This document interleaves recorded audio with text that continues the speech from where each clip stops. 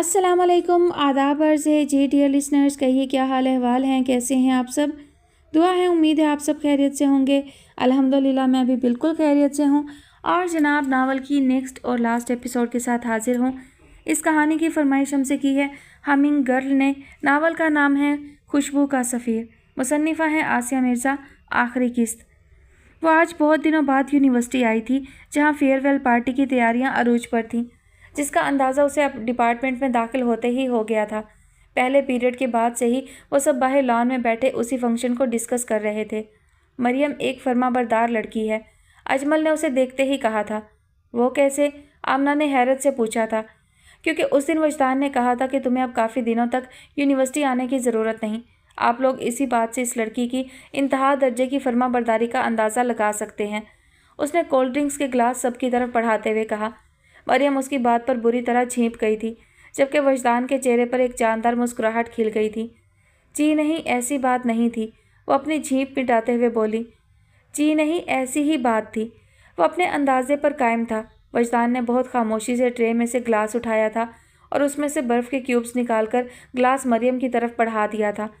उसके इस कदर ख्याल और एहतियात पर मरियम ने तशक्कुर से उसकी तरफ देखते हुए ग्लास थाम लिया। फंक्शन कब हो रहा है? मैं भी उसमें हिस्सा लेना चाहती हूँ। तुम लोगों की क्या प्लानिंग है? मरियम ने कहा। भाई मेरा तो ऐसा कोई इरादा नहीं है। मैं तो बस सच बनकर आऊँगी और हॉल की फ्रंट सीट पर जाकर बैठ जाऊँगी। 2 साल तक बहुत काम किया है हमने, अब मज़ीद हिम्मत नहीं। आमना ने साफ हरी झंडी दिखा दी। मैं भी आमना से इत्तेफाक करता हूँ। अजमल ने भी आमना की तायीद की। ये 2 सालों में पहला मौका है कि तुम दोनों किसी एक बात पर मुत्तफिक हुए हो। वजदान को उन दोनों के इत्तेफाक पर हैरत हुई। इन 2 सालों में आमना ने पहली अकल की बात की है। अजमल की बात पर आमना ने हाथ में पकड़ी किताब उसके सर पर मारी थी। मैं जा रही हूँ अकले कुल। वो तनतनाती हुई उठी। सुनो, वो शरारत से उसे पुकारते हुए पलटा। बाबर अली का फ़ोन आए तो उसे मेरा सलाम कहना। उसके लहजे की शरारत को महसूस करते हुए उसने पास पड़े हुए पत्थर को ज़ोर से ठोकर मारी थी, यूं जैसे उसकी बात को जूते की नोक पर रखा था। कभी कभी बहुत ज्यादती कर जाते हो तुम बेचारी के साथ। उसे दूर जाता देखकर वजदान ने मुस्कुराते हुए कहा था। जवाबन वो भी मुस्कुराया, मगर उसके एतराज़ पर कोई तबसरा नहीं किया था। सेमिनार हॉल जा रहा हूँ, चल रहे हो? उसने उठते हुए पूछा। हाँ तुम चलो, मैं आ रहा हूँ, उसने सिगरेट सुलगाते हुए कहा। और उसके चले जाने के बाद वो बहुत खामोशी से कश पर कश लगाते हुए उसे देख रहा था। ये क्या पंजाबी फिल्मों के विलन की तरह मुझे घूर रहे हो तुम? उसके टोकने पर उसने बेसाख्ता कहकहा लगाया और दोबारा उसे बगौर देखने लगा, जिस पर उसने जज्बस होकर पहलू बदला। जलते हुए सिगरेट को पैरों तले मसलते हुए वो अपनी जगह से उठा और उसके करीब जाकर बैठ गया। मरियम ने बहुत हैरानी से उसके इस अमल को देखा था। एक बात कहूँ मरियम? उसका लहजा बहुत गंभीर था। क्या? मरियम की नज़रें झुक गईं। तुम मुझे बहुत अजीज़ हो मरियम। वो दिल से अपनी मोहब्बत का एतराफ़ कर रहा था। उसकी खुशबू से मरियम का पोर पोर महक उठा। ये 2 साल कितनी जल्दी बीत गए। तुम्हें याद है वो दिन 2 साल पहले जब हम पहली बार मिले थे? मैं वहाँ लाइब्रेरी के दरवाजे के बाहर खड़ा था और तुम जनरल ऑफिस के बाहर लगी लंबी लाइन में खड़ी हर एक के फॉर्म निहायत खुशदिली से जमा करवा रही थी। और मैं दिलचस्पी से उस लड़की को देख रहा था, जिसे ना धूप की परवाह थी ना गर्मी की, जो बहुत खुशदिली से हर एक का फॉर्म पकड़ती थी और दोबारा से कतार में खड़ी हो जाती थी। वो कोई पिछली बात याद करते हुए मुस्कुराया था।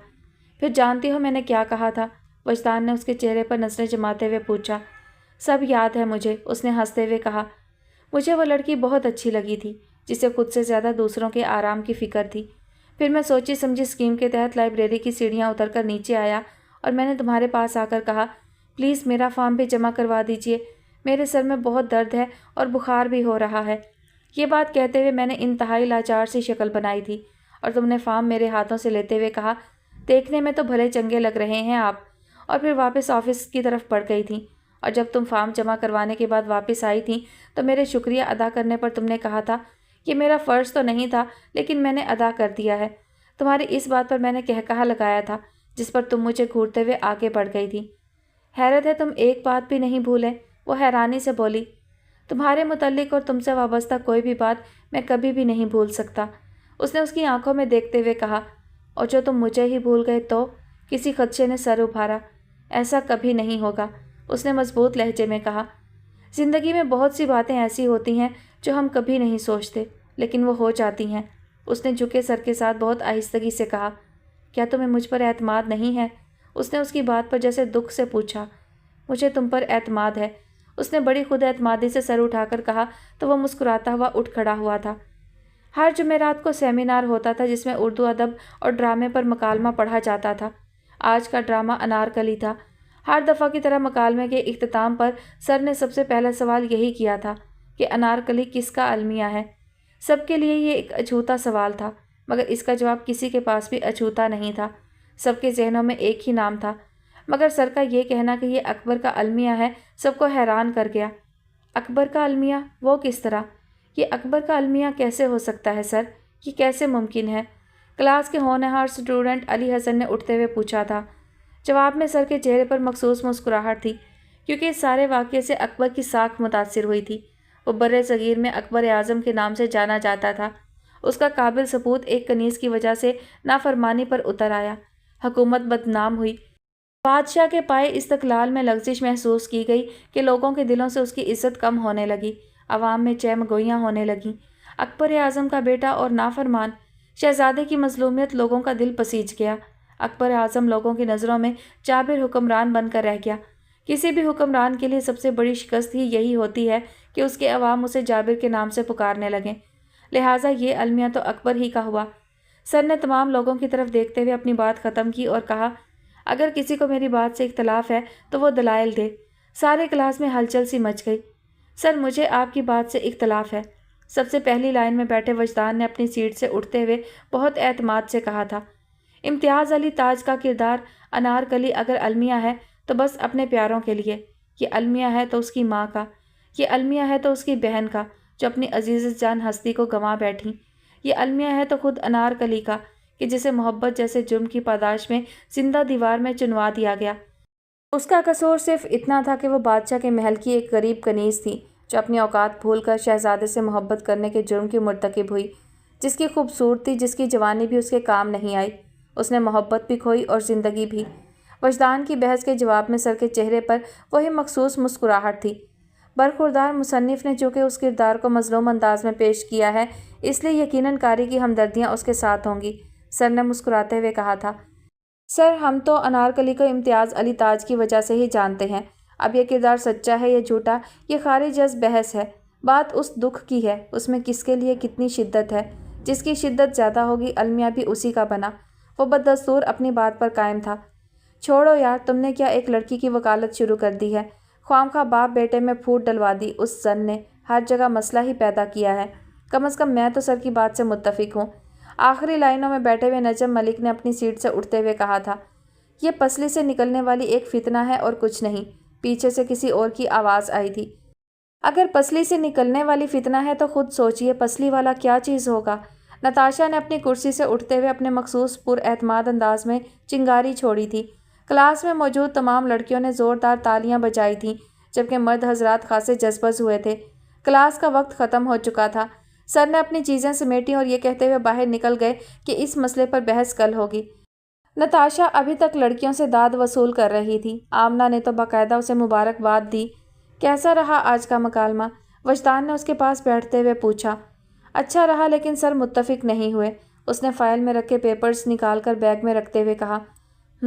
اس نے پرسوچ انداز میں کہا، اچھا اگر مجھ سے کسی قسم کی مدد کی ضرورت ہے تو کہو، پھر مجھے اپنے ایک ضروری کام سے جانا ہے۔ اس کی آفر پر وہ ایک دم الرٹ ہو گئی تھی۔ مجھ سے یہ تاریخ ادب کے نوٹس نہیں بن رہے، کچھ ہیلپ کر دو پلیز، پھر جہاں جی میں آئے جانا۔ اس کی بات پر وہ بے ساختہ مسکرایا، یعنی تمہارا کام کر دوں پھر بھلے سے بھاڑ میں جاؤں۔ اس کی بات پر وہ کھلکھلا کر ہنسی۔ بھئی تمہاری مرضی ہے، میں تمہیں وہاں جانے سے روک تو نہیں سکتی۔ جواب میں وجدان نے مسکراتے ہوئے اس کے سر پر ہلکی سی چپت لگائی تھی۔ ایگزام شروع ہو گئے تھے، پہلے پیپر والے دن وہ بہت گھبرائی ہوئی تھی۔ ابھی پیپر شروع ہونے میں تھوڑا وقت تھا۔ وہ باہر برآمدے میں ٹہل ٹہل کر رٹے لگا رہی تھی۔ آج منہ دھو کر نہیں آئی ہو کیا؟ تمہارا رنگ تو یوں فک ہو رہا ہے جیسے خدا نخواستہ قیامت آنے والی ہو۔ وہ کب سے اس کی ایک ایک حرکت کو نوٹ کر رہا تھا۔ قیامت سے کم بھی نہیں، اس نے مستقل ٹہلتے ہوئے کہا تھا۔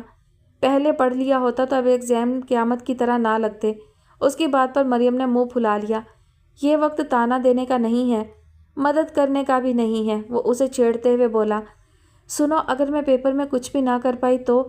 دل کا خدشہ زبان پر آ گیا۔ تو کوئی بات نہیں، اگلے سال پھر دے لینا، وہ اپنی مسکراہٹ دباتے ہوئے بولا۔ تمہیں تو دل رکھنا بھی نہیں آتا، وہ چڑ گئی۔ جھوٹ موٹ کی تسلی دینے سے فائدہ؟ ویسے تم اتنا گھبرا کیوں رہی ہو؟ ایگزامس کو ہوا بنا لیا ہے تم نے۔ امتحان زندگی موت کا مسئلہ نہیں ہوتے۔ ٹیک اٹ ایزی یار، مجھے لگتا ہے تم نے آج ناشتہ بھی نہیں کیا۔ وہ بغور اس کی طرف دیکھتے ہوئے بولا تھا۔ ہاں میں واقعی ناشتہ نہیں کر کے آئی، دل نہیں چاہ رہا تھا، گھبراہٹ ہو رہی تھی، اس نے صاف گوئی سے کہا تھا۔ تم اتنی نکمی تو نہیں ہو، پھر گھبراہٹ کس بات کی ہے؟ ان 2 سالوں میں تمہارا تعلیمی ریکارڈ بہت اچھا رہا ہے، خود کو اس قدر کمزور مت سمجھو، تم کمزور نہیں ہو، بہت بہادر ہو۔ وہ اسے تسلی دے رہا تھا۔ میں بہادر ہوں یہ کس نے کہا؟ اسے حقیقتاً اچنبھا ہوا تھا۔ میں کہہ رہا ہوں، کیا اتنا کافی نہیں؟ کم از کم 2 بندوں کی گواہی ہونی چاہیے، کسی ایک کی شہادت پر اعتبار نہیں کیا جاتا۔ وہ بغیر سوچے سمجھے بولی تھی۔ جب 2 بندوں کی گواہی کا وقت آئے گا تو وہ بھی دے لیں گے۔ اس کی شرارت پر اسے اپنے کہے گئے الفاظ کا احساس ہوا تھا۔ میں کیا کہہ رہی ہوں اور تم کیا کہہ رہے ہو؟ اتنا ڈر لگ رہا ہے مجھے اور تمہیں ذرا بھی خیال نہیں، وہ اپنی جھیپ مٹاتے ہوئے بولی تھی۔ خیال ہی تو کر رہا ہوں تمہارا۔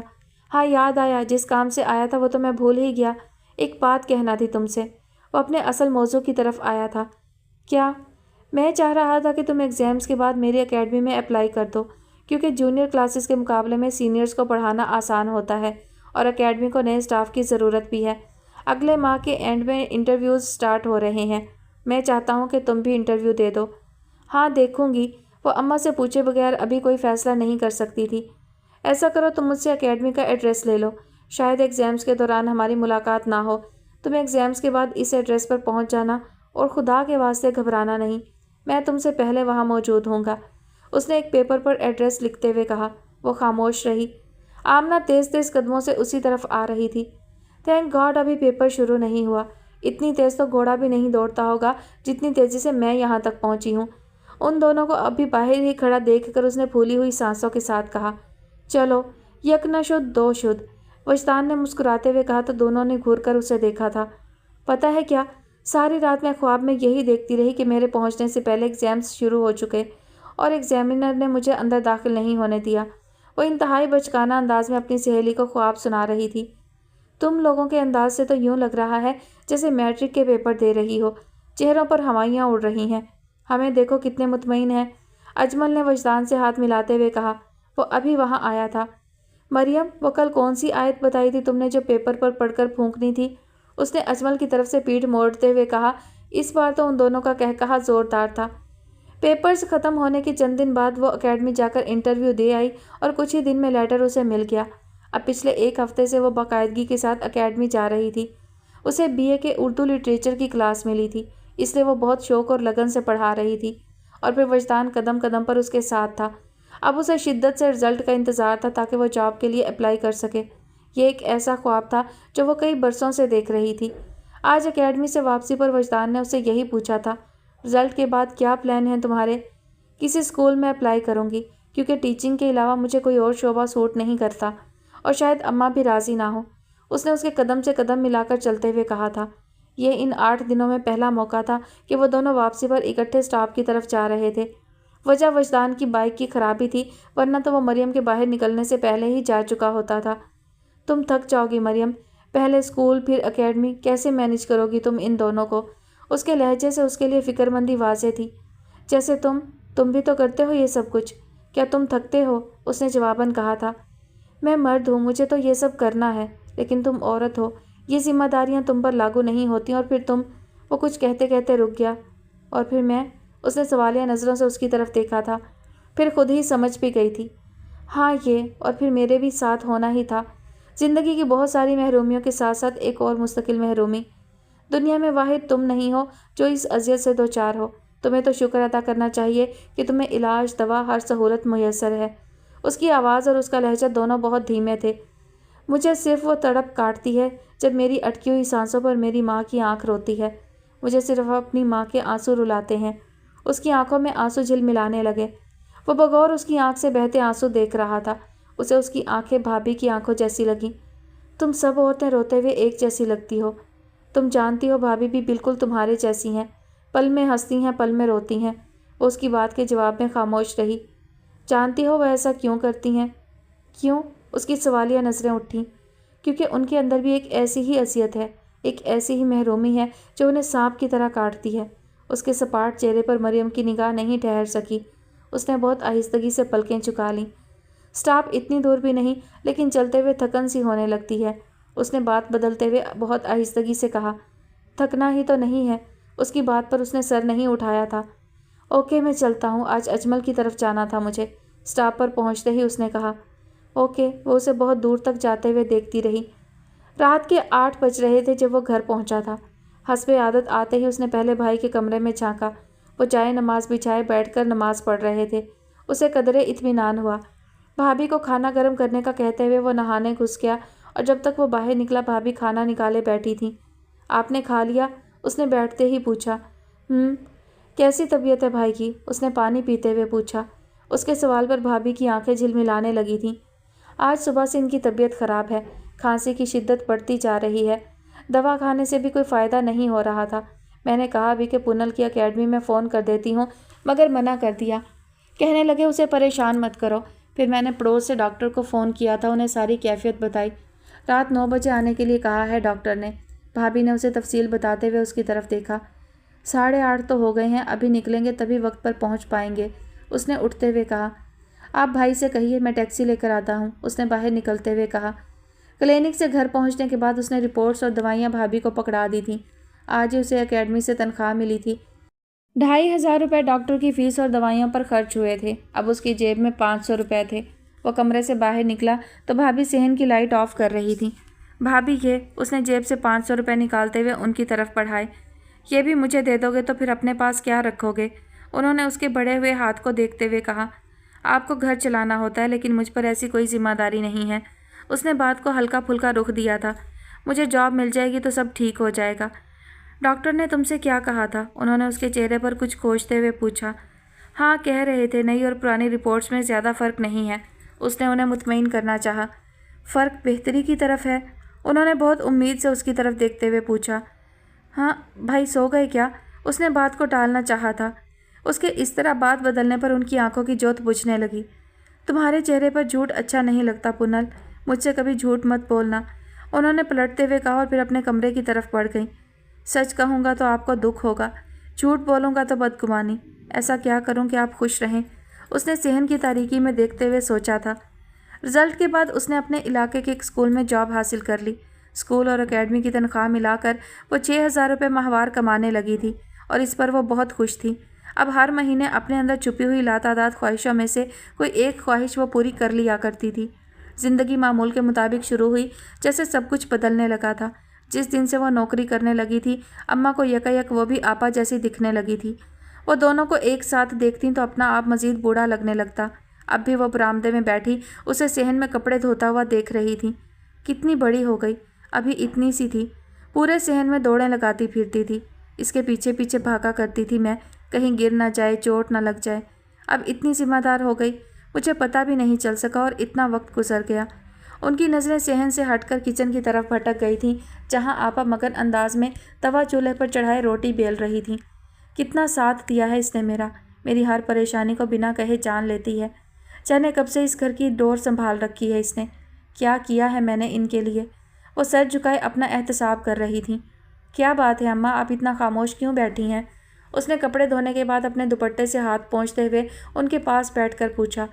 تم سے کتنی بار کہا ہے کپڑے مت دھویا کرو، سمجھتی کیوں نہیں ہو تم؟ انہوں نے اپنی سوچوں کا رخ بدلتے ہوئے کہا تھا۔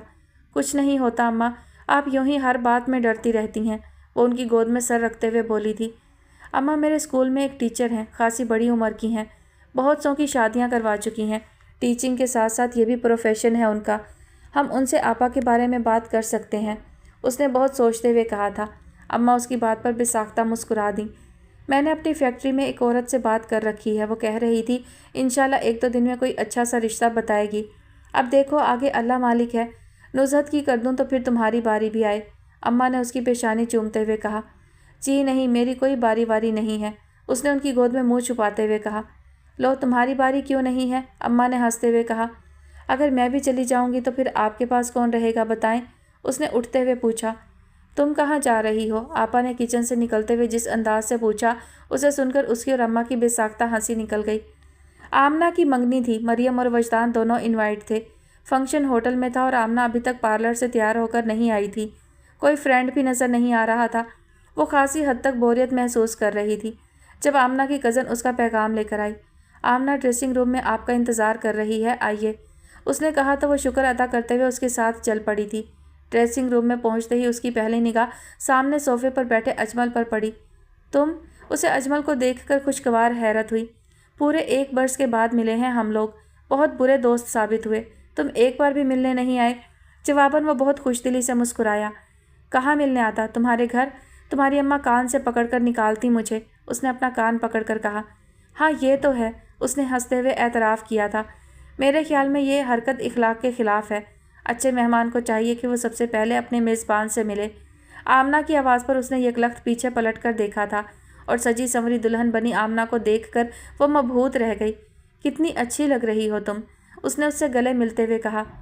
हैं वाकई, ये अजमल तो सारा रास्ता मुझे बातें सुनाता हुआ आया है। इतने बुरे बुरे नक्शे खींच रहा था मेरी शक्ल के कि मुझे लग रहा था मुझसे बदसूरत इस दुनिया में नहीं होगा कोई। मरियम हैरान रह गई। क्या पार्लर से अजमल तुम्हें लेकर आया है? वो तो उसे कमरे में देखकर हैरान हो रही थी उन दोनों के साबका रवैये की वजह से। ना सिर्फ वापस लेकर आया हूँ बल्कि अपने साथ पार्लर लेकर भी गया था, उसने मज़ीद इतला पहुँचाई। ये सुलह सफाई कब हुई? हैरत है, मुझे खबर ही नहीं, उसने आमना को घूरते हुए पूछा। बस मैंने सोचा लड़की पिया देश जा रही है, मैके की अच्छी यादें लेकर जाए, वो मुस्कुराया। बड़ा कमीना है, मैंने इनविटेशन देने के लिए फ़ोन किया तो कहने लगा बाबर अली मान गया क्या? उसने जिस अंदाज में शिकायत लगाई उस पर मरियम को बेसाख्ता हंसी आ गई। यार तुमने थोड़ा सा इंतज़ार तो किया होता, हो सकता है किस्मत में बारियाबी लिखी होती। उसकी बात पर आमना ने घूर कर उसे देखा। You to ब्रूट्स। वजदान नहीं आया? फिर अचानक याद आने पर उसने पूछा। उसे कुछ काम था, माजरत करने को कहा था, शायद तुम्हें खुद फ़ोन करे। उसका लहजा अपने आप धीमा हो गया। हाँ, उसके भाई बीमार हैं, आज चेकअप के लिए जाना था, कल बता रहा था वो। मुझे भी वहीं जाना है। ओके, बेस्ट ऑफ लक आमना, अजमल ने उठते हुए कहा। तुम हॉस्पिटल जा रहे हो? मरियम ने पूछा। तुम भी जाना चाहती हो? उसके सवाल पर उसने बहुत आहिस्तगी से नफ़ी में सर हिलाया था। ओके, मुझे देर हो रही है, मैं चलता हूँ। वो दोनों को खुदा हाफिज़ कहते हुए बाहर निकल गया। मरियम, आमना की आवाज़ पर वो पलटी। वजदान का क्या इरादा है अब? उसने बहुत संजीदगी से पूछा। किस बारे में? वो हकीकतन हैरान हुई। तुम्हारे बारे में। ये तो मैं नहीं जानती, उसने साफ गोई से कहा। क्यों, तुमने पूछा नहीं है उससे? मैं कैसे उससे बात कर सकती हूँ जबकि उसके भाई बीमार हैं? हालात ऐसे नहीं हैं कि मैं उससे इस मौजू पर बात कर सकूँ। अगर हालात हमेशा ही ऐसे रहे तो क्या तुम कभी भी उससे ये बात नहीं करोगी? उसकी तल्ख बातों का उसके पास कोई जवाब नहीं था। मेरी समझ में नहीं आता, जब वो तुमसे इतनी मोहब्बत करता है तो वो तुमसे शादी क्यों नहीं कर लेता? तुम उससे कह दो कि तुम्हें कुछ नहीं चाहिए सिवाय उसके। वो अपने हालात से परेशान है और मैं उससे शादी की बात लेकर बैठ जाऊँ। मैं ज़िंदगी के किसी भी मोड़ पर उससे ये बात नहीं करूँगी। जब वो महसूस करेगा कि अब वो सेटल है तो वो खुद मुझसे बात करेगा, उसने साफ लफ्ज़ों में कहा।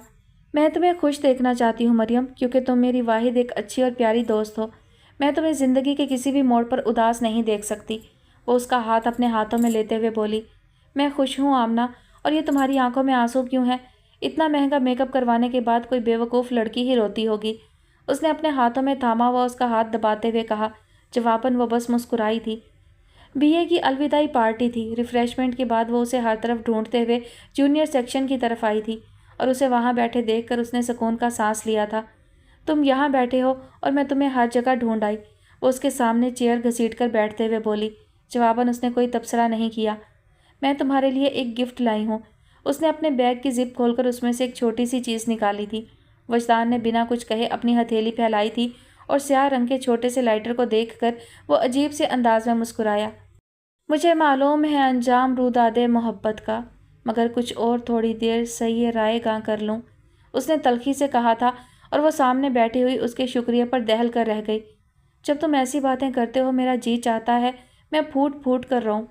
उसकी कांपती हुई आवाज़ सरगोशी से ज़्यादा नहीं थी। तुम मिडिल क्लास लड़कियां, गुर्बत की तरह आंसू भी तुमको विरासत में मिलते हैं। वो फिर तल्ख हुआ। हर बात में दौलत, हर बात में तबका, तुम्हें क्या हो गया है? उसने रुहासे अंदाज में कहा। क्या हर कदम पर हमें दौलत की ज़रूरत नहीं पड़ती? क्या हर मुकाम पर हमें तबके का सामना नहीं होता? उसकी बात का वो कोई जवाब नहीं दे पाई। क्या तुम अभी तक अपनी जॉब से मुतमईन नहीं हो? 1 برس بہت ہوتا ہے کسی جگہ پر ایڈجسٹ ہونے میں۔ اس سے پہلے کہ وہ اپنی بات مکمل کرتی وہ اس کی بات کاٹ کر بولا، جو میں نے چاہا تھا وہ نہیں ہوا، اور جو میں نے نہیں چاہا تھا وہ ہو رہا ہے اور مسلسل ہو رہا ہے۔ ایک اسکول کی نوکری سے کتنا مطمئن ہو سکتا ہوں میں؟ چند ہزار کما کر کیا بنا سکتا ہوں میں؟ اس کی آواز اونچی ہونے لگی۔ جب یہ چند ہزار بھی نہیں تھے تب بھی تو جی رہے تھے تم لاکھوں نہیں کما رہے تو اس کے بغیر بھی بہت کچھ حاصل ہے۔ ایک ایم اے اردو کو جتنی اچھی جاب مل سکتی ہے وہ تمہیں مل چکی ہے۔ اس کی بات پر وہ بہت خاموشی سے اس کا چہرہ دیکھنے لگا۔ اب تم مجھے قناعت کی تلقین کرو گی؟ صبر پڑ جائے تو پھر صبر کرنا پڑتا ہے، ضبط آزمایا جائے تو ضبط کرنا پڑتا ہے۔ یہ بات میرے سمجھانے کی نہیں ہے، اس نے بہت سپاٹ انداز میں کہا۔ تم کیا سمجھتی ہو مجھ میں صبر کا حوصلہ نہیں ہے؟ غلط سمجھتی ہو تم۔ میری جھونپڑی میں اگر آگ لگے گی تو میں محلوں کو پتھر نہیں ماروں گا۔ اس نے اسی کے لائے ہوئے لائٹر سے سگریٹ سلگاتے ہوئے کہا تھا۔ ہمیں ہر طرح کے حالات سے سمجھوتا کر لینا چاہیے وجدان، اس نے سلجھو انداز میں کہا تھا، جس پر وہ کچھ لمحے اسے خاموشی سے دیکھتا رہا تھا۔ ہم نے ہر حال میں جینے کی قسم کھائی ہے، اب یہی حال مقدر ہو تو شکوہ کیوں ہو؟ ہم سلیقے سے نبھا دیں گے جو دن باقی ہیں، چاہ رسوا نہ ہوئی آہ بھی رسوا کیوں ہو؟ اس نے بغور اس کا چہرہ دیکھتے ہوئے کہا۔ چاہ کو تو رسوا کر رہے ہو تم، کوئی آس امید تسلی کچھ بھی نہیں۔ آمنہ کی منگنی میں تم نہیں گئے، وہاں کتنے بہانے بنانے پڑے مجھے، ورنہ حقیقت تو یہ تھی کہ تم 3-4 دن سے مجھ سے ملے ہی نہیں تھے۔ اجمل نے میرے بہانے کا بھرم رکھا تھا۔ اس کی آنکھوں میں آنسو جھلملانے لگے۔ آنکھ میں اگر آنسو ہو تو انہیں بہا دیا کرو، وہ اس کی آنکھوں میں دیکھتے ہوئے بولا۔ اس نے کچھ بھی کہے بغیر آنکھ میں آئے آنسو کو انگلی کی پوروں سے صاف کیا۔ میرے سامنے بیٹھ کر سگریٹ مت پیا کرو۔ باوجود ضبط کے اس کی آواز ابھی تک بھاری تھی۔ حیرت ہے منع بھی کرتی ہو اور… وہ اس کے دیے ہوئے لائٹر کو دیکھتے ہوئے مسکرایا۔ ظاہر ہے جب ایک بندے پر کسی بات کا اثر نہ ہوتا ہو تو اسے اس کے حال پر چھوڑ دینا چاہیے، اس نے جواباً کہا۔ تمہارا کیا خیال ہے میں کس حد تک دوسروں کی باتوں سے اثر لے سکتا ہوں؟ اس نے کش لگاتے ہوئے پوچھا۔ 1% بھی نہیں، اس نے صاف کوئی سے کہا۔ اتنی مایوسی بھی اچھی نہیں، وہ مسکرایا۔ تم نے سوال پوچھا تھا میں نے جواب دے دیا، اس نے سنجیدگی سے کہا تھا۔ ایک سوال اور پوچھوں؟ اس نے جلتے ہوئے سگریٹ کو پاؤں تلے مسلتے ہوئے کہا۔ کیا تمہیں یقین ہے کہ جو تم چاہتی ہو وہ ہو جائے گا؟ اس کے سوال پر وہ حیرت سے اسے دیکھنے لگی۔ کیا تم جانتے ہو کہ میری چاہت کیا ہے؟ اس کے لہجے میں ہلکا سا شکوہ تھا۔ شاید نہیں، اگر تم جانتے تو… اس نے ہاتھ اٹھا کر اسے بولنے سے روکا۔ سوال کرنے کا حوصلہ ہے تو جواب سننے کا حوصلہ بھی رکھو، وہ تلخ ہونے لگی۔ ضروری نہیں ہوتا ہم جسے چاہیں اسے پا بھی لیں، کبھی کبھی ہم جو چاہتے ہیں ہمیں نہیں بھی ملتا۔ اس کی بات پر وہ ایک بار پھر حیران ہو کر اسے دیکھنے لگی۔ کیا ہوا ہے وجدان؟ کیوں کر رہے ہو ایسی باتیں؟ وہ چیز جو تمہیں نہیں مل پا رہی اس میں میرا قصور نہیں ہے۔ اس کی بات پر وہ ہلکے سے مسکرایا۔ تمہیں مجھ سے محبت ہے؟ بہت عجیب سوال تھا، وہ جی بھر کے حیران ہوئی۔ تم کیا سمجھتے ہو میں جو پچھلے 3 سال سے تمہارے ساتھ ساتھ ہوں تو کس لیے؟ اس نے سوال پوچھا تھا تو جواب دینا بھی لازمی تھا۔ اس میں تمہاری اپنی غرض بھی ہو سکتی ہے، تم جو یہاں جاب کرتی ہو تو اس میں تمہارا اپنا فائدہ ہے۔ پورے شہر میں یہ واحد اکیڈمی نہیں ہے وجدان، ہمارے ہر عمل کے پیچھے ہماری غرض چھپی ہوتی ہے، وہ غرض محبت بھی ہو سکتی ہے۔ وہ اس کی بات پر خاموش رہی۔ اب تم اپنی بات پر جتنا بھی خوبصورت ریپر لپیٹ دو، اس بات کا مداوع نہیں ہو سکتا جو تم کہہ چکے ہو۔ اس کا چہرہ زرد ہو گیا۔ مداوع کسی دکھ کا نہیں ہوتا، لیکن دکھ دینے والے کو اس کا احساس تو ہونا چاہیے، وہ اس کی بات پر تیزی سے بولی تھی۔ کسی کو کسی کے دکھ کا احساس نہیں ہوتا، یہ بات آج تم جان لو، اس نے ایک ایک لفظ چباتے ہوئے کہا تھا۔ میں شاید کبھی بھی تمہیں سمجھ نہیں سکوں گی وجدان، اس نے سر جھکاتے ہوئے کہا تھا۔ تو میری جان مجھے حیرت حسرت سے نہ دیکھ، ہم میں سے کوئی بھی جہانگیر جہاں نور نہیں، تو مجھے چھوڑ کے ٹھکرا کے بھی جا سکتی ہے، تیرے ہاتھوں میں میرے ہاتھ ہیں زنجیر نہیں۔ اس کے کہے لفظوں پر وہ کئی لمحوں تک خاموشی سے اس کا چہرہ دیکھتی رہی اور پھر اسی خاموشی سے واپس پلٹ گئی۔ اماں کی جاننے والی کے توسط سے جس طرح اچانک رشتہ طے ہوا تھا اسی تیزی سے بیاہ بھی ہو گیا تھا۔ سب کچھ اتنا آنن فانن ہوا تھا کہ کسی خواب کا گمان ہوتا تھا۔ آپا کے شوہر کی اپنی اسٹیشنری کی دکان تھی اور گھر بھی اپنا تھا۔ اماں بہت خوش تھیں، جس ذاتی گھر کے خواب وہ دیکھتی رہی تھیں وہ خواب ان کی بیٹی کی تعبیر بن گیا تھا، وہ خوش کیوں نہ ہوتی۔ آپا کے جانے کے بعد گھر میں ایک سناٹا سا رہنے لگا تھا۔ شام میں وہ گھر آتی تو اماں کو چپ چاپ صحن میں اکیلے بیٹھا دیکھ کر اسے بے ساختہ ان پر پیار آنے لگتا۔ اماں آپ یوں خاموش کیوں بیٹھی رہتی ہیں؟ تو دیواروں سے باتیں کروں کیا؟ وہ اس سے خفا نظر آ رہی تھی۔ اماں آپ مجھ سے ناراض ہیں، مگر اس میں میرا تو کوئی قصور نہیں۔ اچھا اب تو میں آ گئی ہوں نا، اب ہم ڈھیر ساری باتیں کریں گے۔ ایسا کرتے ہیں کہ کل ہم آپا کے گھر جائیں گے، ٹھیک؟ اس نے انہیں مناتے ہوئے کہا۔ ہاں جب وہ گھر آتی ہے تب تو تم اس کی کوئی بات مانتی نہیں ہو، اس کے گھر جا کر کیا کرو گی؟ اماں، اس نے شکایت بھری نظروں سے ان کی طرف دیکھا۔ ہاں تو کیا غلط کہتی ہے وہ اس کی نظروں کا مفہوم سمجھتے ہوئے بولی۔ آپا کو تو شادی کے بعد یہی ایک موضوع ہاتھ آ گیا ہے، ہم کسی اور ٹاپک پر بات نہیں کر سکتے؟ اس نے جھنجھلاتے ہوئے کہا۔ نہیں، انہوں نے قطعی لہجے میں کہا۔ اماں ابھی میں شادی نہیں کرنا چاہتی، آپ کیوں نہیں سمجھتی ہیں؟ یہی تو سمجھنا چاہتی ہوں میں، انہوں نے جس گہرے انداز میں اس کی آنکھوں میں دیکھتے ہوئے کہا، اس پر اس کی آنکھیں اپنے آپ جھکتی چلی گئی تھی۔ مریم، انہوں نے آہستگی سے پکارا۔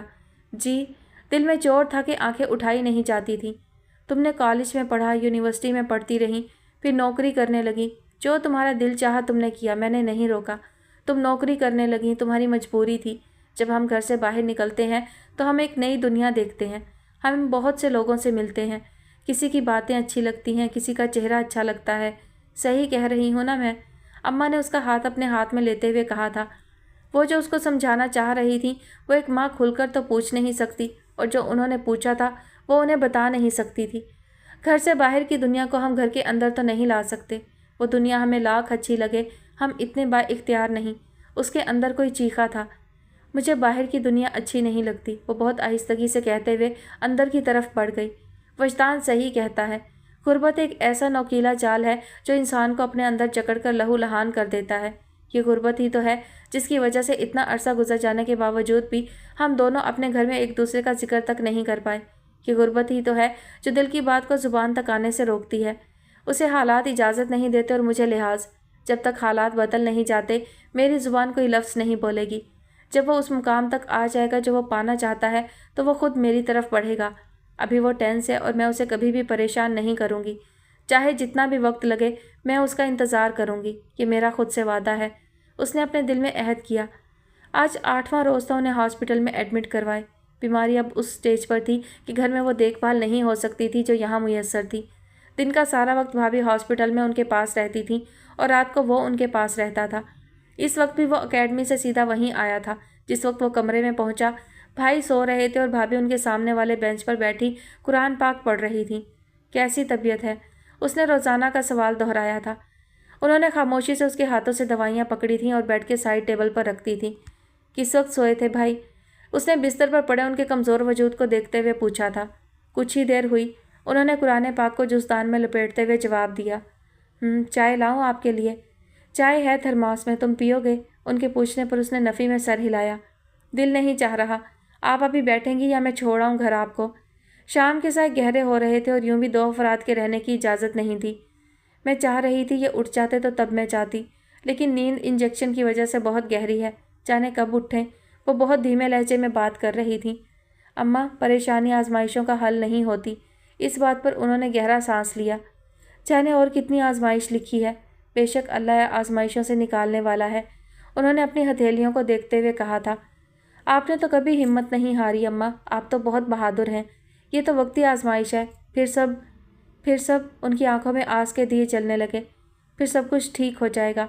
اسے 2 جلتے ہوئے دیے بہت اچھے لگے تھے۔ ہاں تم ٹھیک کہتے ہو، اللہ کبھی کسی پر اس کے ظرف سے بڑھ کر بوجھ نہیں ڈالتا۔ ان کے لہجے میں سکون اتر آیا۔ ہمیں اپنے ظرف کا اندازہ نہیں ہوتا، دکھ ملتے ہیں تو ظرف بھی بڑھنے لگتا ہے۔ اس نے سوچا مگر کہا نہیں۔ بھائی اٹھ گئے تھے، بھابھی ان کی طرف متوجہ ہو گئی۔ تم کب آئے؟ انہوں نے پوچھا۔ آواز سے نکاہت جھلک رہی تھی۔ ابھی آیا ہوں، وہ ان کے قریب بیٹھ کر ان کا ہاتھ اپنے ہاتھوں میں لیتے ہوئے بولا۔ بہت کمزور ہو گئے ہو تم، اپنا خیال رکھا کرو۔ ان کی بہت مدھم آواز پر اس کا دل پگھلنے لگا۔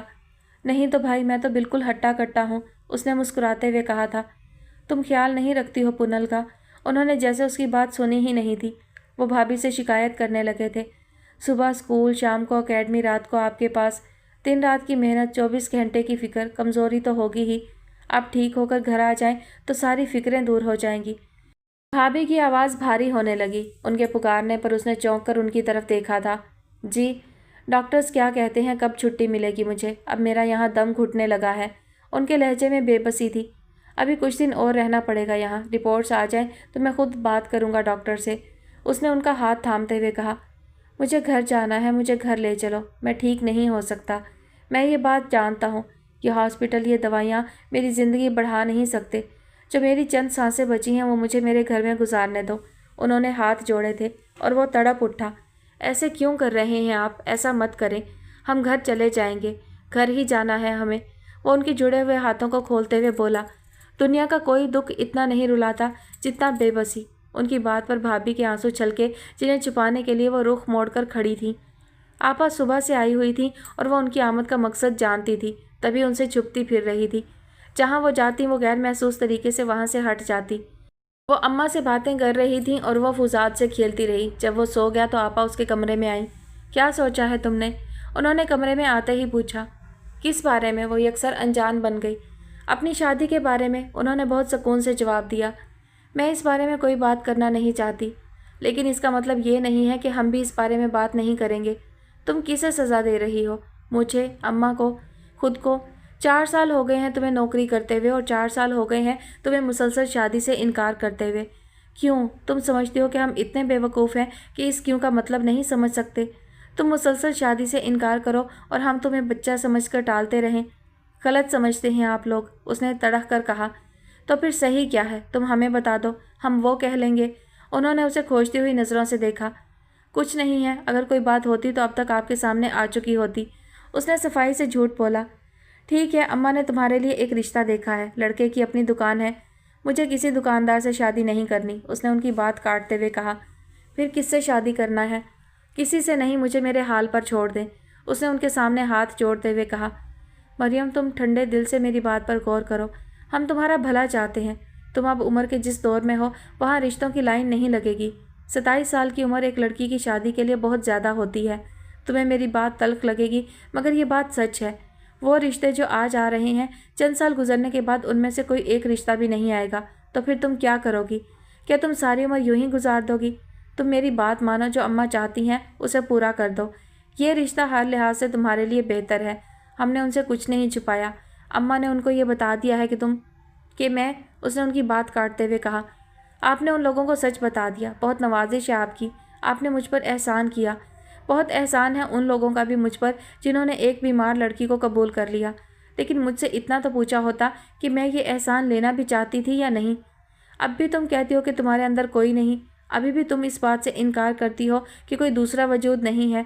ये जहर हमने तो तुम्हारे अंदर नहीं भरा मरियम। वो अज़ियत जो तुम्हारे लफ्ज़ों से झलक रही है, वो अज़ियत तुम्हें इस घर में कभी नहीं मिली। हम दोनों ने दोस्तों की तरह इकट्ठे वक्त गुजारा है।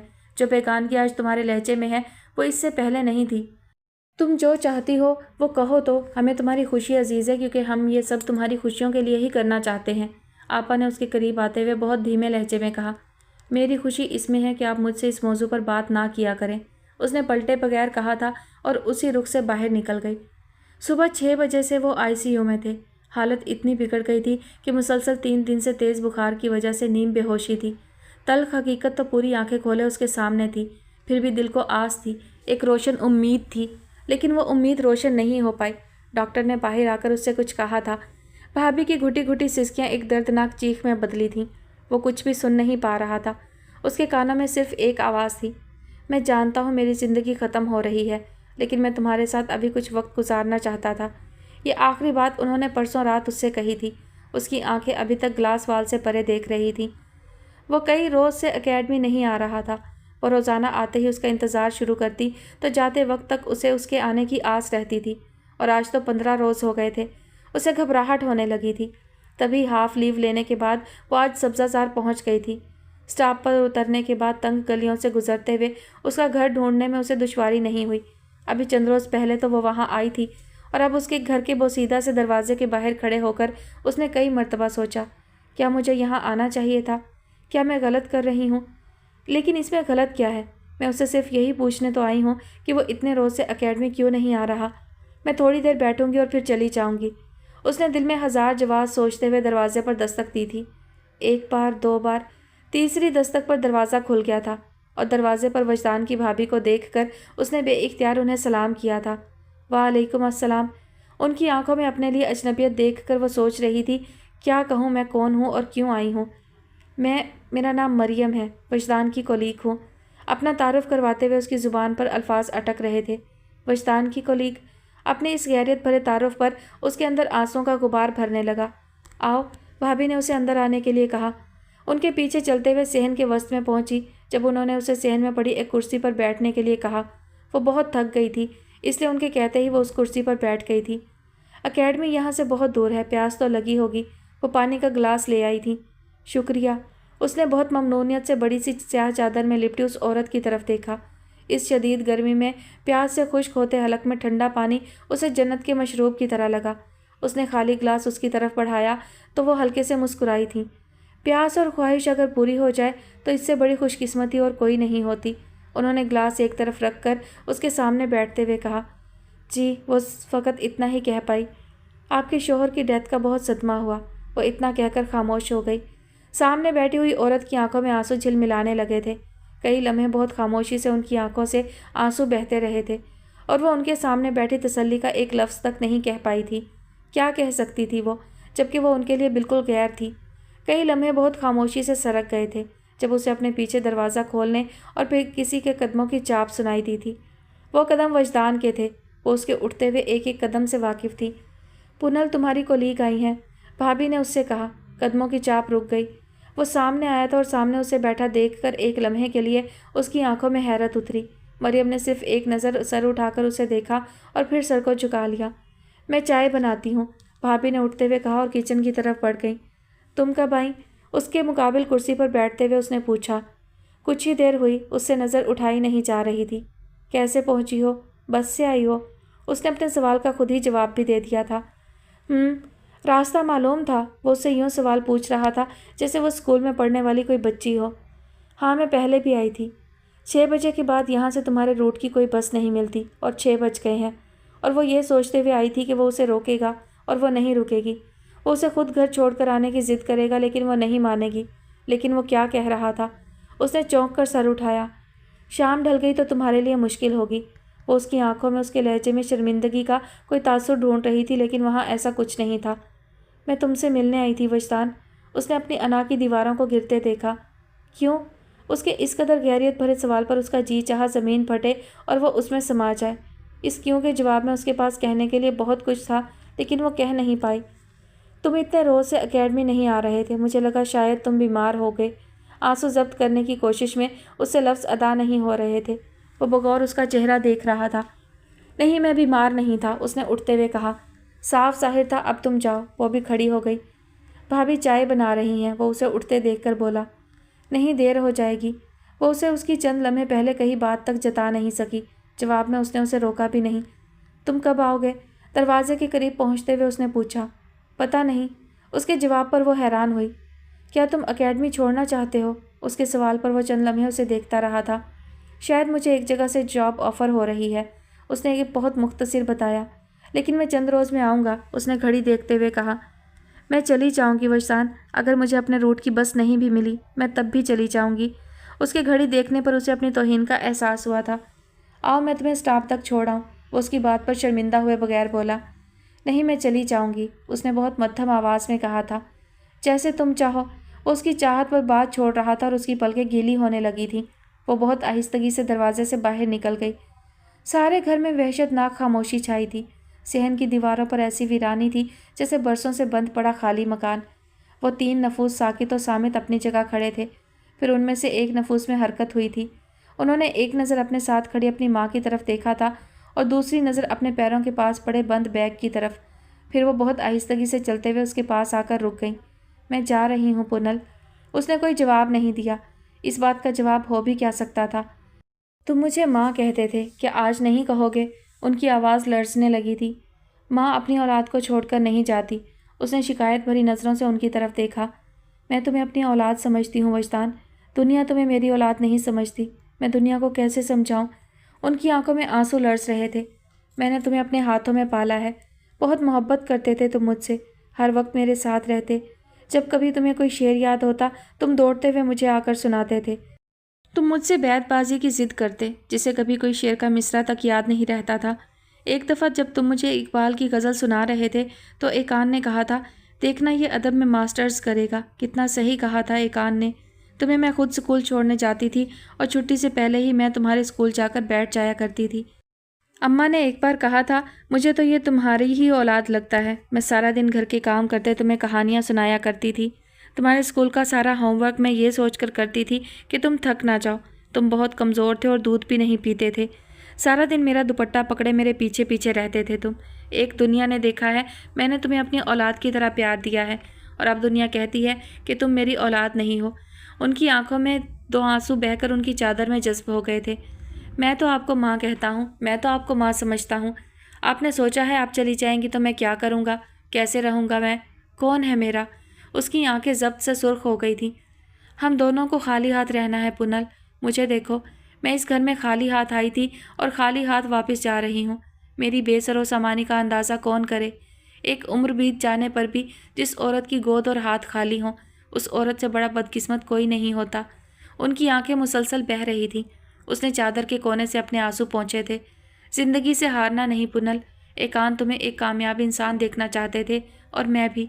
جس انسان کے اپنے اس کے پاس نہ ہوں وہ انسان کبھی کامیاب نہیں ہوتا اماں، اس نے کہا، اور بھابھی اس سے لپٹ کر پھوٹ پھوٹ کر رو پڑی تھی۔ میں اپنی خوشی سے نہیں جا رہی ہوں پونل، مجھے دکھ ہے، مجھے بہت دکھ ہے۔ وہ مسلسل رو رہی تھی۔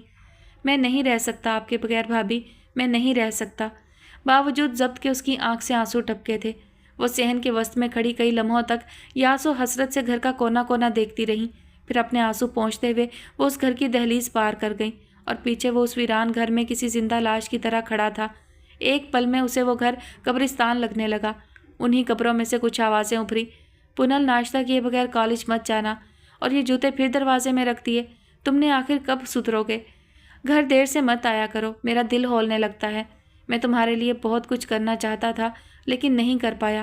میں تمہیں بہت کچھ دینا چاہتا تھا مگر نہیں دے پایا، تم مجھے معاف کر دینا پونل۔ اس ویران گھر میں سرگوشیاں ابھرنے لگی تھیں۔ وہ اس ایک ایک سرگوشی کو سمیٹتے ہوئے بھائی بھابھی کے کمرے کی طرف آیا تھا۔ وہاں کی ویرانی سے اسے مزید وحشت ہونے لگی تھی۔ پھر ان آوازوں میں کسی کے اکھڑے ہوئے سانسوں کی آوازیں آنے لگی تھیں۔ میں تم سے محبت کرتی ہوں وجدان۔ نہیں، اس نے چلاتے ہوئے پاس پڑا گلدان اٹھا کر دیوار پر لگے آئینے پر مارا تھا۔ نفرت ہے مجھے محبت سے، میں اپنی زندگی سے محبت کا لفظ کاٹ دوں گا۔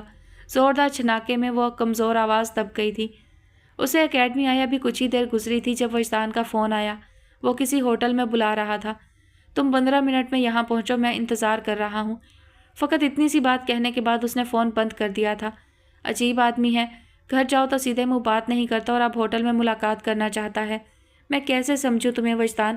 پتہ نہیں کیا کہنا چاہتا ہے وہ مجھ سے۔ شاید مزید انتظار۔ وہ جو بھی کہے گا میں مان لوں گی۔ مجھے اس کے حالات کو سمجھنا چاہیے، جس کنڈیشن سے وہ آج کل گزر رہا ہے۔ سارا راستہ وہ یہی باتیں سوچتے ہوئے آئی تھی۔ رکشے والے نے جس ہوٹل کے سامنے اسے اتارا تھا، اس 5 اسٹار ہوٹل کو دیکھ کر وہ بہت حیران ہوئی تھی۔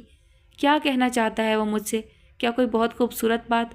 اگر آج وہ میرا ساتھ مانگنا چاہے گا تو میں ہاں کہہ دوں گی، کیونکہ میں بھی تو یہی چاہتی ہوں۔ اس خیال کے آتے ہی اس نے اپنے کپڑوں کو بہت تنقیدی نگاہوں سے دیکھا۔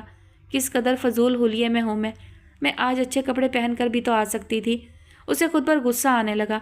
پھر ہاتھوں سے بال سنوارتے ہوئے اس نے اپنی گردن سے لپٹی چادر کو مزید بہتر طریقے سے اوڑھا اور گلاس ڈور کھولتے ہوئے اندر بڑھ گئی، جہاں اے سی کی خوشگوار ٹھنڈک نے اس کا استقبال کیا تھا۔ اندر داخل ہوتے ہی کونے والی ٹیبل پر نو اسموکنگ کے خوبصورت سے بورڈ کے نیچے وہ سگریٹ کے کش لگاتا ہوا اسے نظر آیا تو وہ اس طرف بڑھ گئی۔ تم نے مجھے یہاں کیوں بلایا ہے؟ تم اکیڈمی بھی تو آ سکتے تھے۔ اس کے سامنے کرسی پر بیٹھتے ہی وہ بولی، مجھے تم سے کچھ باتیں کرنی تھی جو اکیڈمی میں نہیں ہو سکتی تھیں۔ اس کی بات پر مریم کا دل خوبصورت لے میں دھڑکنے لگا۔ اس کی جھکی ہوئی پلکیں سامنے رکھی ایش ٹرے میں پڑے جلے ہوئے سگریٹوں کے ڈھیر پر جمی تھیں۔ جانے کب سے وہاں بیٹھا تھا۔ میں یہ ملک چھوڑ رہا ہوں۔ ایک جلا ہوا سگریٹ ایش ٹرے میں آ کر گرا۔ کیا؟ اس نے ایک ایسی بات کہی تھی جو اس کے گمان میں دور دور تک نہیں تھی۔ میں یہ ملک چھوڑ رہا ہوں، اس نے اپنی بات دہرائی۔ لیکن کیوں؟ اسے اپنی آواز میں واضح لرزش محسوس ہوئی تھی۔ یہاں کس لیے رہوں گا میں؟ کون ہے میرا یہاں؟ اور کیوں رہوں میں یہاں؟ اب کس کے بچھڑ جانے کا انتظار کروں؟ آج یا کل جب بھی میرے پاس وسائل ہوئے میں یہ ملک چھوڑ دوں گا۔ اس کی باتوں پر مریم کا دل لرزنے لگا۔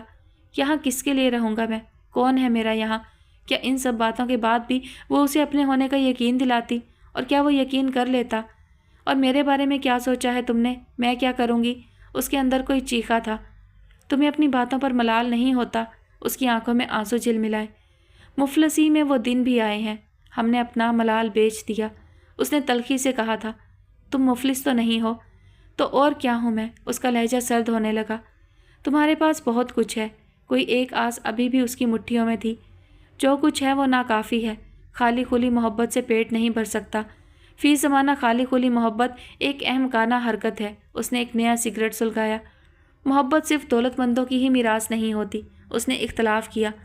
غریبی کی میراث کیا ہوتی ہے؟ ایک اپنا سڑا ہوا کھوکھلا وجود۔ محبت جس کے پاس سے گزرنا بھی اپنی توہین سمجھتی ہے۔ وہ زہر اگل رہا تھا۔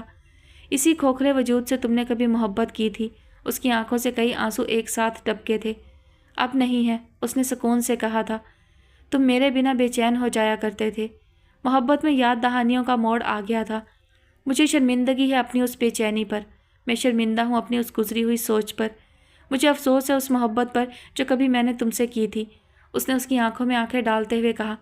اپنی بے وقتی کا احساس سامنے بیٹھے ہوئے وجود کو مارے ڈال رہا تھا، مگر غصہ جس طرح سارے لطیف احساسات کو ختم کر دیتا ہے اور اپنے احساسات کے اظہار کے لیے اکساتا ہے، وہ بھی سارے محسوسات کو زائل کر کے جنگ کے لیے تیار تھی۔ علی وجدان، تمہاری باتیں مجھے بے وقت کر رہی ہیں۔ اصولاً مجھے تم پر غصہ آنا چاہیے، مگر ایسا نہیں ہے۔ غصہ میری ذلت کا احساس دلائے گا جو مجھے منظور نہیں۔ میرے ساتھ دو ٹوک بات کرو۔ تم کس چیز سے فرار چاہتے ہو؟ اس ملک سے، رشتوں کے دکھ سے، مجھ سے یا میری بیماری سے؟ تم کہاں جاؤ گے دنیا کے کس کونے میں؟ رشتوں سے فرار چاہتے ہو، ان کے دکھ سے فرار چاہتے ہو، تو یہ فرار تمہیں کبھی حاصل نہ ہوگا۔ ہم تنہا زندگی نہیں گزار سکتے۔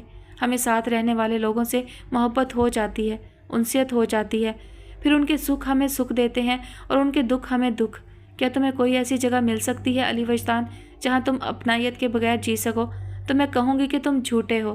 تم کہتے کہ تمہیں مجھ سے فرار چاہیے، تم میرا ساتھ نہیں چاہتے۔ میں تمہیں پسند نہیں یا میری بیماری تمہیں خوفزدہ کرتی ہے، مگر اس وقت مجھے تم مریض لگ رہے ہو۔ آج پہلی دفعہ میں نے اپنے آپ کو صحت مند محسوس کیا ہے۔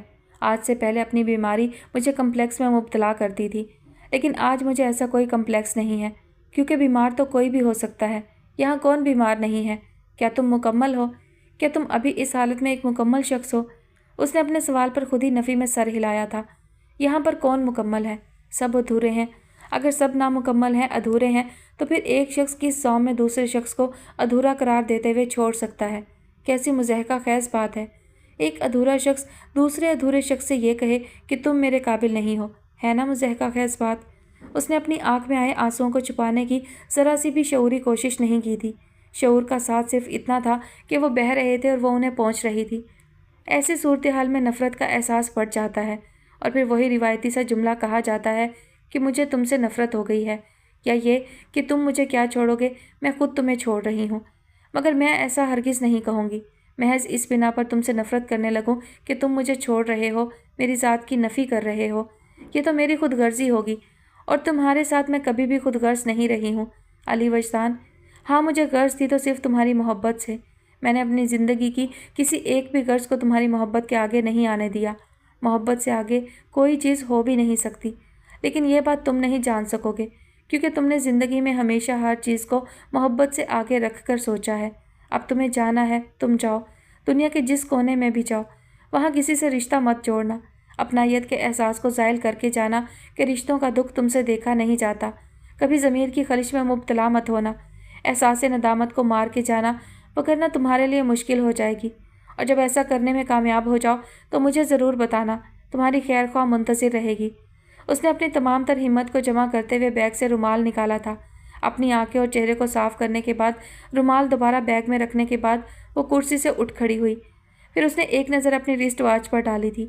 گھڑی کی سوئیوں پر نظر پڑتے ہی اس نے بیگ کندھے پر ڈالا اور پلٹ گئی، اور پیچھے بیٹھے ہوئے شخص نے اس کا ہر اٹھتا ہوا ایک ایک قدم گنا تھا۔ باہر نکلنے سے پہلے اس نے کس ہاتھ سے دروازہ کھولا تھا یہ بھی ان نظروں نے دیکھا تھا۔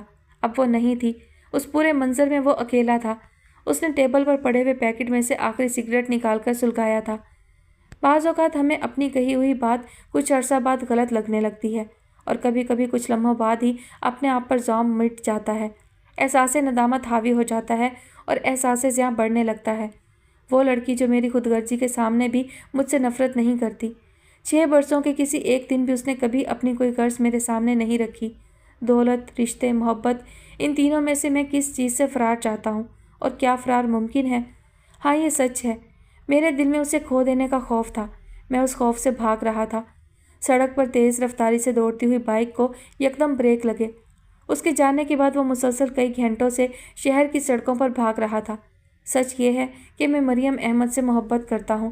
سچ یہ ہے کہ اگر زندگی میں مریم احمد نہیں ہوگی تو علی وجدان کی زندگی میں کچھ بھی نہیں ہوگا۔ میں اسے منا لوں گا اور مجھے یقین ہے کہ وہ مان جائے گی۔ اس نے ایک طمانیت بھرا پرسکون سانس لیا تھا اور پھر بائک سٹارٹ کرنے کے بعد اس کا رخ بھابھی کے گھر کی طرف موڑ دیا تھا۔ زندگی میں نئے رشتے بننے جا رہے تھے اور بھابھی کو اب اپنے گھر میں رہنا تھا۔ وہ ابھی اسکول سے چند لمحے پہلے ہی گھر آئی تھی، تبھی باہر بجتی ہوئی بیل کی آواز پر وہ دروازے تک گئی اور باہر کھڑے کوریئر سروس کے آدمی سے ایک خوبصورت سرخ گلابوں کا بوکے اور کارڈ وصول کرنے کے بعد وہ اندر آئی تھی۔ کارڈ پڑھے بغیر بھی وہ جان چکی تھی کہ یہ پھول کس نے بھیجے ہیں۔ گزرے 6 برسوں میں وہ یہ بات اچھی طرح جان چکی تھی کہ علی وجدان کبھی بھی اس سے زیادہ دیر ناراض نہیں رہ سکتا۔ وہ کارڈ کھول کر پڑھنے لگی۔ جب ناراضی ہوتی ہے، خواہ لمحے بھر کے لیے ہی کیوں نہ ہو، اجنبیت پیدا کر دیتی ہے۔ ہم بات کرتے ہوئے ہچکچاتے ہیں۔ یہ ہچکچاہٹ میرے آڑے بھی آ رہی ہے، مگر میں پھر بھی کہنا چاہتا ہوں کہ آؤ اقرار کر لیں۔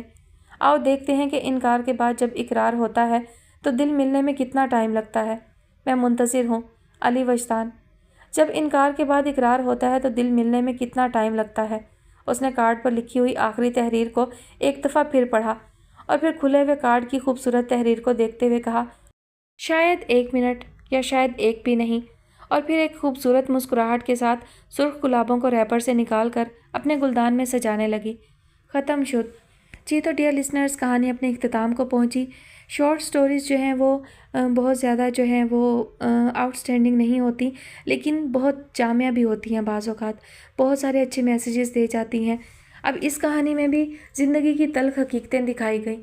روپے پیسے کی تنگی انسان پر کیسے اثر انداز ہوتی ہے، رشتوں پر، رویوں پر کیسے اثر انداز ہوتی ہے، یہ بھی بتایا گیا۔ لیکن ایک اور چیز بھی تھی کہ ہر کسی پر اس کا اثر جو ہے وہ مختلف ہوتا ہے۔ حالات تو مریم کے بھی بہت زیادہ اچھے نہیں تھے، لیکن وہ پھر بھی بہت مثبت تھی، وہ ثابت قدم تھی۔ دوسری جانب وجدان جو ہے اس پر منفی اثر ہو رہا تھا، وہ مایوسیوں کی طرف جا رہا تھا، اسے غربت سے نفرت ہو رہی تھی۔ لیکن میں یہ سمجھتی ہوں کہ قصور اس کا بھی نہیں تھا۔ کسی اپنے کو، کسی پیارے کو، کسی بہت عزیز شخص کو اپنے سے پل پل دور جاتے ہوئے دیکھنا، بے بسی، وہ بے بسی کی انتہا ہوتی ہے کہ جب کوئی آپ کا اپنا آپ کے ہاتھوں سے چھوٹ رہا ہوتا ہے اور آپ اسے بچا نہیں پاتے ہزار کوشش کے باوجود، تو اس میں انسان پتہ نہیں کتنی ٹوٹ پھوٹ کا شکار ہوتا ہے۔ یہ کوئی دوسرا انسان نہیں جان سکتا۔ ہر انسان کی برداشت جو ہے وہ الگ ہوتی ہے، تو ہم یہ نہیں کہہ سکتے۔ وہ مرد تھا، اس کی ذمہ داری تھی، وہ اس کے اوپر، اس کے کندھوں پر بوجھ تھا۔ ایک جانب اس کا بھائی اس سے بچھڑ رہا تھا تو دوسری جانب اسے اپنی بھابھی کا دکھ محسوس ہو رہا تھا۔ تو وہ اس کی سچویشن تھوڑی سی مریم کی نسبت الگ تھی۔ مریم کے حالات پھر بھی کافی بہتر تھے، لیکن جو بھی تھا آخر میں اچھا ہوا کہ ہیپی اینڈنگ ہو گئی۔ مجھے لگ رہا تھا جیسے جیسے کہانی آگے بڑھ رہی تھی، مجھے ایسا محسوس ہو رہا تھا کہ جیسے کہانی کا انجام جو ہے وہ اچھا نہیں ہوگا، بڑا دکھ دینے والا ہوگا، لیکن ایسا نہیں ہوا۔ امید قائم ہو تو سب کچھ ممکن ہے، اور وجدان کا آخر میں رویہ مجھے اچھا نہیں لگ رہا تھا کہ وہ مریم کو مایوس کرنے جا رہا تھا۔ تو جو ہونا تھا وہ ہو چکا تھا۔ اب اگر اس کے بھائی نہیں رہے تھے تو اس میں مریم کا تو کوئی دوش نہیں تھا، تو اسے اس چیز کو سمجھنا چاہیے تھا۔ اب کم از کم اس کے بھائی کی وجہ سے جو ہے وہ خرچہ، جو اخراجات ہو رہے تھے، اس کے علاج پر جو خرچ ہو رہے تھے وہ نہیں ہونے تھے، تو زندگی میں بہتری آ جاتی، سدھار آ جاتا۔ باقی انسان کی خواہشات کی تو کوئی حد نہیں ہوتی۔ انسان کے پاس لاکھوں اربوں کروڑوں ہوتے ہیں، وہ تب بھی اور کی جستجو میں لگا رہتا ہے۔ تو یہ بات تو ناممکن سی لگتی ہے کہ اس کے پاس اگر دولت آ جاتی تو وہ کچھ خوش اور مطمئن ہو جاتا۔ دولت ہمیشہ خوشیوں کی ضمانت نہیں ہوتی۔ ہاں یہ ضرور ہے کہ وہ خوشیوں کے حصول کے لیے بہت ضروری ہے۔ تو اچھی لگی کہانی، آپ سب کو کیسی لگی کامنٹ سیکشن میں ضرور بتائیے گا۔ اپنا بہت سارا خیال رکھیے گا۔ انشاءاللہ جلد کسی نئی کہانی کے ساتھ حاضر ہوں گی۔ تب تک کے لیے اللہ حافظ۔